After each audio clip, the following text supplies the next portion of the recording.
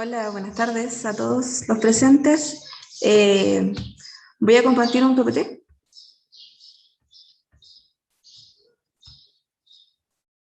Ahí sí. 15 minutos, ¿verdad, señorita Carmen? Sí, correcto. Te aviso Gracias. si quieres por privado, ¿vale? Cuando te quedo... Un minuto por último. Vale. Gracias. Nada. Bueno, título entonces, Marginalidades y animalidad de venires moleculares en la novela La perra de Pilar Quintana. Voy a comenzar leyendo o explicando más que nada que La perra es de una autora colombiana llamada Pilar Quintana. La novela muestra un espacio más bien físico donde ocurren los acontecimientos de la costa pacífico colombiana y que presenta un área más bien de violencia, de segregación y discriminación. Asimismo, voy a intentar analizar, se va a intentar centrar, en una política de literatura que devela más bien el abandono, donde tantos humanos como animales son asesinados de manera anónima. Los cadáveres de estos se pierden entre la selva y el mar y solo se logran visibilizar cuando aparecen las aves carroñeras. Bueno, la perra tiene un título que nos acerca a dos significados. Por un lado, la perra es el animal que adopta a la protagonista. La protagonista se llama Damaris, es una mujer afrodescendiente, pobre y no puede, ¿cierto?, tener hijos. Por otro lado, está este mismo concepto que tiene una connotación más bien peyorativa, puesto que su uso es para insultar a las mujeres. La verdad es que el título se vuelve bastante llamativo y atractivo, ¿cierto? Provocador también, invitando al lector a vincular esta relación entre los animales, ¿ya? Y el lector propiamente tal. Damaris, en este caso, no va a ser discriminada solamente por ser afrodescendiente, es decir, por su negritud o por su pobreza, sino que también va a vivir la marginalidad a través de la violencia, la presión social, cultural, debido a su infertilidad. Pese a todos los esfuerzos físicos, económicos, emocionales del personaje, Damaris comprende que jamás va a lograr ser una mujer completa, ¿ya? Transformando su vida más bien en un vacío existencial, y de esta manera se va a concebir como un ser inconcluso e inútil. Cito, una vergüenza como mujer, una piltrafa de la naturaleza. La congoja es una congoja permanente de parte de la protagonista que se deriva, cito, de la exigencia de los otros, del mundo de afuera y sus normas sociales y culturales. Los silencios, las preguntas y opiniones incómodas de la familia y los vecinos empujan al personaje a la desesperación. Fin de la cita. De alguna forma, la autora colombiana, ¿qué es lo que hace aquí? Logra visibilizar en su novela la violencia hacia la mujer, por el hecho de no cumplir con este estereotipo social y cultural que existe sobre la feminidad. Y en este caso específico, Damaris no puede desempeñar el rol materno. Con esto se puede también señalar que la autora tiene una postura más bien política de la literatura, según lo que plantea Jacques Rancière. La actividad política, cito, reconfigura el reparto de lo sensible, pone en escena lo común de los objetos y de los sujetos nuevos, hace visible lo que era invisible, hace audibles cuáles seres parlantes a aquellos que no eran oídos, sino como animales ruidosos. Fin de la cita. El deseo frustrado de la maternidad, la presión social y cultural termina por violentar la propia identidad de la protagonista, no reconociéndose como mujer. Cito, se estuvo mirando las manos durante un rato, las tenía inmensas con los dedos anchos, las palmas curtidas y resecas, y las niñas están marcadas como grietas en la tierra. Eran manos de hombre, las manos de un obrero de construcción o un pescador capaz de jalar pescados gigantes. Cierro cita. La mujer, ¿ya? La mujer provoca en ella más bien un extrañamiento de su propio cuerpo, pero también se vuelve irreconocible para nosotros, ya que el cuerpo de la protagonista se torna desechable por no contribuir a la sociedad. Es decir, está excluida por no poseer un cuerpo disciplinado, un cuerpo que resiste a ser dominado. Con esta idea nos podemos acercar a lo que dice Judith Butler cuando en su libro Ciertos cuerpos que importan, donde plantea que todos aquellos que materializan la norma alcanzan la categoría de cuerpos que importan. Por otro lado de la novela se contextualiza también acá un ambiente de pobreza y precariedades, de tal manera que los personajes en realidad están sobreviviendo en este espacio porque son seres desprotegidos, marginados, pues viven la violencia del olvido por parte de las autoridades colombianas. Aquí el pequeño rincón de Colombia, que es un espacio limitante entre la selva y el Océano Pacífico, junto a sus calles laberínticas, amenazadas por la permanente pluviosidad de la tierra, se convierte en un lugar de difícil acceso. Sin embargo, no para los turistas y no para las personas que pertenecían a la clase alta. Es decir, aquí se manifiesta una estratificación social territorial. Cito, la cabaña donde vivían no quedaba en la playa, sino en un acantilado selvático donde la gente blanca de la ciudad tenía casas de recreos grandes y bonitas, con jardines, andenes empedrados y piscina. Cierro cita. A diferencia de las personas acaudaladas, el pueblo de Adamaris, que eran la mayoría afrodescendientes e indígenas, vivían cerca de la playa. Cito, todas las casas estaban desartaladas y se elevaban del suelo sobre estacas de madera con paredes de tabla y techos negros de moho. Cierro cita. En estos fragmentos se corrobora la discriminación socioeconómica y sociorracial. Así pues, la violencia hacia quienes no poseen los recursos económicos, la posición social y los que tienen origen afrodescendiente y o indígenas, se apartan geográficamente de quienes sí ostentan estos beneficios. La violencia no solo se va a limitar en relatar la historia de una mujer que no puede concebir, ni tampoco solo la discriminación racial, sino que también subyace la impetuosidad cuando se señala que en lugar de una región olvidada, ¿cierto?, estos personajes no existen para el resto de Colombia. Es decir, viven sus propias guerras internas, soledad, hambre, frío, tristeza, y también externas, el entorno selvático, la tempestad del mar, etc. De esta manera, la voz narrativa hace visible la exclusión de los personajes afrodescendientes. ¿Ya? Denunciando de alguna forma la segregación que viven los habitantes del Pacífico colombiano, precisamente lo dice cierto la literatura, cito, en una cierta forma de intervenir el reparto de lo sensible que define el mundo que habitamos, la manera en que esto se nos hace visible y en que eso visible se deja decir. Y las capacidades e incapacidades es así que así se manifiesta.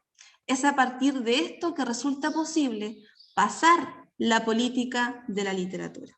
Cierra cita.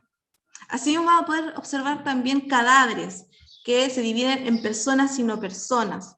El rol inexorable de la naturaleza logra de alguna forma aislar y aprisionar a sus habitantes, siendo el clima tempestuoso un reflejo de la vida atormentada de los personajes. De este modo, la violencia de la naturaleza vislumbra la muerte tanto de personas como de los animales. En las primeras líneas del libro, de la novela Cierto de la Perra, se deja entrever la decadencia y el descenso de un animal. Cito, esta mañana la encontré ahí patas arriba, dijo doña Lodia, señalando un lugar en la playa, donde se juntaba la basura que el mar traía o desenterraba, troncos, bolsas, plásticos, botellas. ¿Envenenada? Yo creo. Cierro cita. La muerte de este primer animal será un indicio para el lector sobre los distintos destinos trágicos que se van a aproximar hacia los personajes y animales que habitan en el pueblo. Estos van a representar los cuerpos minoritarios y precarios que demarcan la frontera entre lo animal y lo humano. De este modo, se evaluará cómo los cadáveres resisten o más bien insisten con su presencia.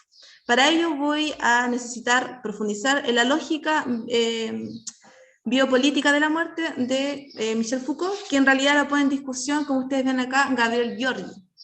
Cito, se crea la imagen del muerto a partir de la separación ritual del cadáver, puesto que si en la biopolítica se trata, sin duda, de eliminar el cadáver, de borrarlo como evidencia jurídica e histórica, al mismo tiempo y sobre todo se trata de destruir lazos de ese cuerpo con la comunidad. Cierro cita. En otras palabras, el hecho de no realizar un rito sepulcral o funerario es porque ese cuerpo no merece un reconocimiento en su comunidad. Por ende, son socialmente insignificantes. Tal situación establece entonces la diferencia entre personas y no personas. Y estas diferencias son más bien políticas y se ven reflejadas a lo largo de toda la novela. Es decir, las muertes corresponden a restos corporales minoritarios tales como niños, mujeres y ancianos. Todos estos cadáveres se tornan presencia. Esto quiere decir que, abro cita, el cuerpo muerto ya no puede significarse y simbolizarse bajo el pacto sepulcral, y al contrario se vuelve el terreno de una política de la vida y de la muerte. Cierro cita. En este último se va a vislumbrar, ¿cierto?, puesto que la mayoría de los personajes mueren en el océano Pacífico y o en el espacio selvático, escenario donde se exhibe la vulnerabilidad de la carne visible, es decir, los cadáveres. De alguna forma, estos restos se vuelven gestiones biopolíticas. Por ejemplo, el cadáver de Nicolásito, amigo de la protagonista, es llevado a las profundidades del mar por una furiosa ola, ¿ya? El cuerpo es devuelto, despellejado, después de 34 días. Otro ejemplo es el señor Gene, un anciano de silla de ruedas que desapareció y el mar lo devuelve, con piel descascarada, las cuencas de los ojos vacíos, los dedos carcomidos, ¿cierto?, por los animales. La madre incluso de la protagonista recibe una bala perdida en el pecho y muere. También otro personaje es Josué, fallece por un tiro de escopeta y nadie repara de la muerte de estos personajes. En consecuencia, todos estos restos orgánicos muestran un gesto explícito de denuncia por la vulnerabilidad, la precarización y el abandono expuestos de los ciudadanos de aquel pueblo. Los restos corporales se convierten en una forma de contestación hacia la marginalización que vive a diario en el entorno selvático la gente, haciendo visible la vulnerabilidad y fragilidad de la existencia, quienes en su mayoría van a pertenecer a las poblaciones afrodescendientes e indígenas. Por otro lado, en el caso de la perra envenenada de doña Elodia, se encuentran sus restos a la orilla del mar, entre la basura que arrastra el océano. Troncos, bolsas, plásticos, botellas, ¿cierto? Lo que aparecía al principio del libro. La descripción de este espacio deplorable junto al organismo inerte de la perra reflejan el ordenamiento social, lógico biopolítica de la muerte. No obstante, es doña Elodia quien logra distinguir el cuerpo de la perra de los residuos, exhibiendo el cuerpo animal no solo como materia, sino que también traza de alguna forma una relación ética. Esto último porque existe para esta perra muerta, ¿cierto?, un rito funerario, cosa que no pasa con los otros personajes. ¿Qué hicieron? Cito, ¿qué hicieron con ella? La enterraron. Doña Elodia dijo sí con la cabeza. Mis nietos, arriba en el cementerio, no, aquí en la playa. Cierro cita. El gesto que se realiza con el cadáver difiere con el resto de los humanos, ¿ya?, porque existe un rito funerario. Por ende, se evita la reducción de su cuerpo a cosa. Asimismo, sucede entonces también con Shirley, que es la perra de la protagonista. Ritual de la protagonista hacia su perra, en realidad ese ritual es realizado por su asesina. ¿Ya? ¿Por qué razón? Porque Damaris se convierte en una asesina. Damaris, la protagonista, mata a su perra, a su querida perra, a pesar de que tiene una gran relación con ella, casi maternal, ya que de alguna forma Damaris se siente madre cuando recibe a esta cachorrita de manos de otra mujer, ya un regalo, y de alguna forma ella se da cuenta que al matar a su perra le realiza este ritual, ¿ya? Un ritual fúnebre, acción que le va a otorgar dignidad al animal, a pesar de que es considerado un cuerpo cosa. Damaris lleva a cabo otro proceso con el cuerpo, puesto que reconoce la existencia de Shirley y por ende le ofrece las condiciones para evitar que se convierta en una mercancía o en un ser anónimo o en una no persona. ¿Ya? La protagonista teme ser descubierta cuando mata a la perra y por ende esconde el cuerpo entre la espesa selva, intenta desaparecerlo, confundirlo, eliminar de alguna forma sus huellas. No obstante, los gallinazos se acercan al perímetro donde se encuentran los restos. Las aves en realidad lo que están haciendo es alertar a los habitantes del pueblo, ya que son señales de un cuerpo humano y o animal en descomposición. El cadáver se vuelve visible. De este modo, el organismo del animal devela la violencia y las marcas que ha dejado ¿quién? Su asesina. Para terminar, voy a citar lo siguiente. dejar en claro que en este caso la protagonista deviene asesina por el hecho, ¿cierto?, de que se da cuenta que el hecho de cuidar a la perra en el proceso cuando era más pequeña, cachorra, era mucho más fácil cuidarla, mantenerla, la obedecía, etcétera, pero cuando la perra pasa a la adultez, ya pasa a algo más complejo, de alguna forma Damaris siente que la perra no la necesita, ¿ya? Y obviamente no le obedecía, etcétera. Entonces esto logra que el perro o la perra se convierta en un animal, ¿ya? Por ende, este animal, que es la perra que se convierte en animal, va a arrastrar a la protagonista al proceso de un devenir asesina. Por eso estoy aquí citando a Deleuze y a Guattari, ¿ya? Que es bastante interesante cómo la protagonista pasa por un devenir vegetal, devenir animal, devenir asesina y por último un devenir imperceptible, porque el final de esta novela es un final abierto. Muchas gracias.